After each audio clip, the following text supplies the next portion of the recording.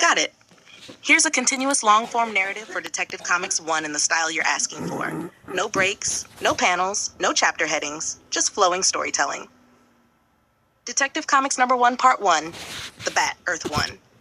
In the city of Gotham, the night air carries a chill, and the streets hum with the tension of crime and wealth colliding in every shadowed corner. It is here, beneath the glow of street lamps, that a boy named Bruce Wayne first discovers the cost of innocence. He is only 8 years old when the night unravels his childhood. His parents, Thomas and Martha Wayne, take him to a movie, their laughter still bright as they step into a lonely alley. Then comes the gun, a voice rough and desperate, a demand for jewelry and cash. Bruce's hand clings to his mother's dress as his father raises a hand pleading calm. 2 shots ring out, loud enough to break the boy forever. Thomas Wayne falls, Martha's pearls scatter against the pavement, and another shot cuts her scream into silence. The boy is left standing in the blood of those he loved most, staring at the lifeless forms, the killer's footsteps vanishing into the night, and the echoes of loss becoming the foundation of something far greater.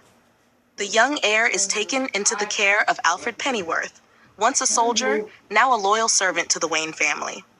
Alfred becomes more than a caretaker. He becomes the boy's anchor in a life that has collapsed. He teaches Bruce discipline, patience, manners, but also resilience. For Alfred knows pain leaves a mark, and he will not let the boy's grief consume him entirely. And yet Bruce's heart hardens with every year.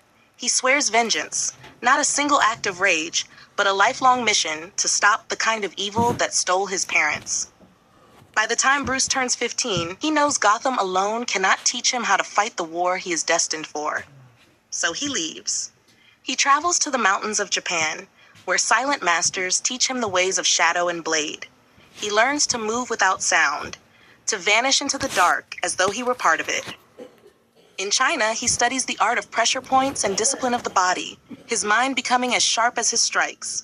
In India, he learns patience and philosophy, meditation that tempers the fire of vengeance into the steel of purpose. In Africa, he is taught tracking and survival, to thrive even in the harshest wilderness, to read the signs of man and beast alike. Europe brings him the art of deduction under detectives whose skills border on genius. He learns languages, science, criminology, chemistry, and psychology, building himself into a man who is more than human, a weapon forged by pain and honed by will. When he returns to Gotham at 25, the year is 1930. Gotham is still a city of shadows, its alleys haunted by the same fear that birthed his destiny. Bruce Wayne, the wealthy playboy, emerges in society again, but this is a mask, a disguise more convincing than any he will ever wear. By night, he begins shaping his crusade. The city's criminals must fear something more than the law, something that lives in the darkness as they do. A bat crashes through the window of Wayne Manor one evening, its wings spread wide like a shadow from the night itself. Inspiration strikes Bruce like lightning. Criminals are a superstitious and cowardly lot, and he shall become a creature of the night, a bat. He forges his costume, black cape-like wings, mask with pointed ears, armor to shield him, tools to aid him. Thus, in 1930, Gotham sees its first glimpse of the Batman. The shadows whisper his name before the papers print it, and the legend begins. Part 2. The Arrow, Earth 2. Across another world, another time, another city, there lives a man who chose a different path of heroism. Oliver Queen was not born into tragedy but into wealth. A spoiled young man whose arrogance once outshone his wisdom. But fate reshaped him when a shipwreck left him stranded on a deserted island. There, survival stripped him of luxury, leaving only bow, arrow, and instinct.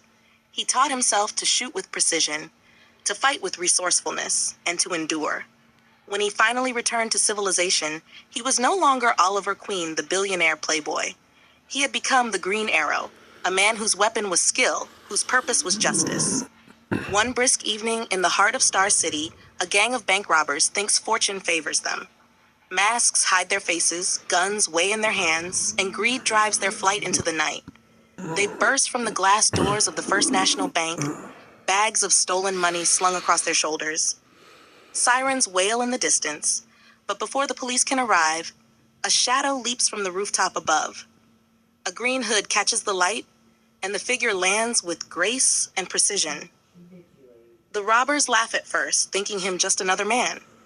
Then the first arrow whistles through the air, splitting a gun clean from one thief's hand, embedding into the wall with startling force. The green arrow moves quickly, his bow an extension of his arm. Every shot is deliberate. An arrow pins a getaway car's tire flat. Another tangles a robber's legs with a rope line, sending him sprawling to the ground.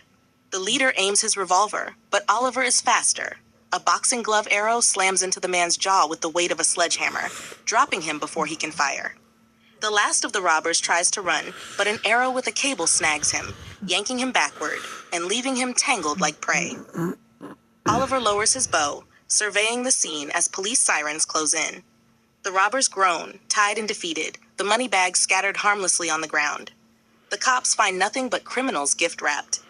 And when they look up to thank the man in green, he is gone, vanished back into the city's night. Green Arrow walks among rooftops, a smirk on his lips, another crime stopped not by power or fame, but by skill, will, and a bowstring drawn taut against injustice. Part 3, The Chimp. And then for something entirely different, there is Detective Chimp. Bobo T. Chimpanzee, sharp-witted, sharp-tongued, and cleverer than most humans he meets, strolls into a quiet town where a carnival has lost its prized ruby. The locals whisper, the police scratch their heads, but Bobo doesn't waste time. With a magnifying glass in one hand and a half-finished soda in the other, he follows banana peels and muddy boot prints straight to the culprit, a carnival strongman who thought no one would suspect him. Next time, Bobo quips as he cuffs the man with a grin, hide the evidence better, and maybe don't drop banana peels when I'm around. The crowd laughs, the police sigh in relief, and the chimp detective tips his hat, ready for his next peculiar case. Would you like me to expand the Batman and Green Arrow parts into even more detail, with their first missions, dialogue, or inner thoughts? Or keep it flowing as this long origin-style narration?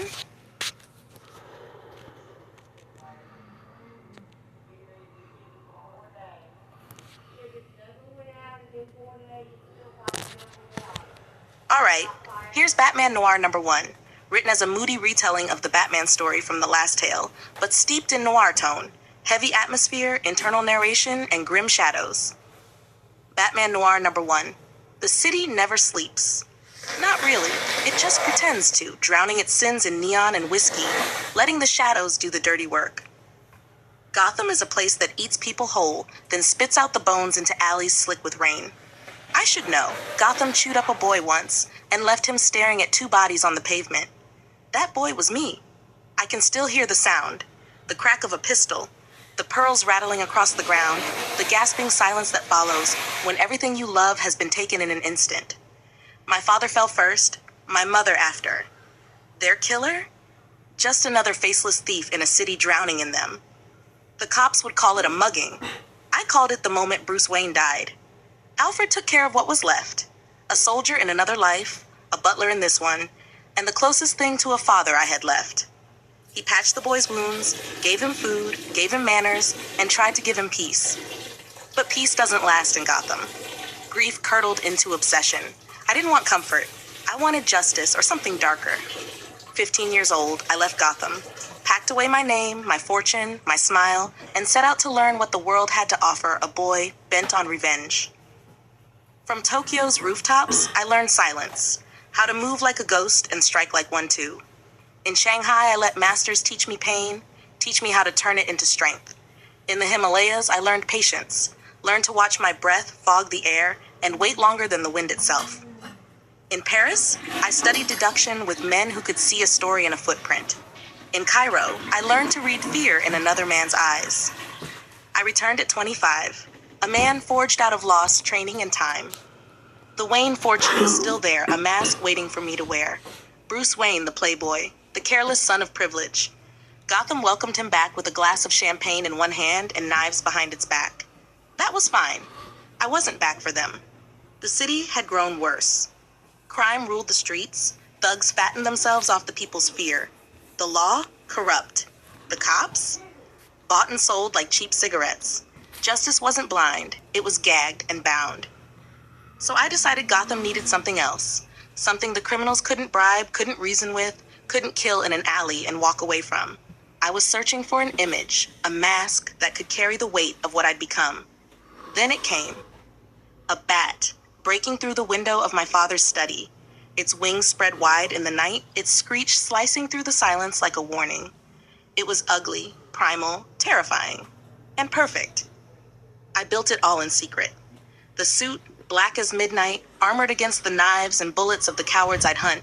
A cape that caught the wind like wings, a cowl with pointed ears and eyes that glowed white in the dark. I became something more than Bruce Wayne. I became the thing the underworld would whisper about with dread. The first night was quiet. Too quiet. Then a scream cut through the alleys like a siren. I moved through the rooftops, cape dragging shadows across the bricks. A thug cornered a woman, knife glinting in the light of a flickering street lamp. He didn't hear me coming. He never does.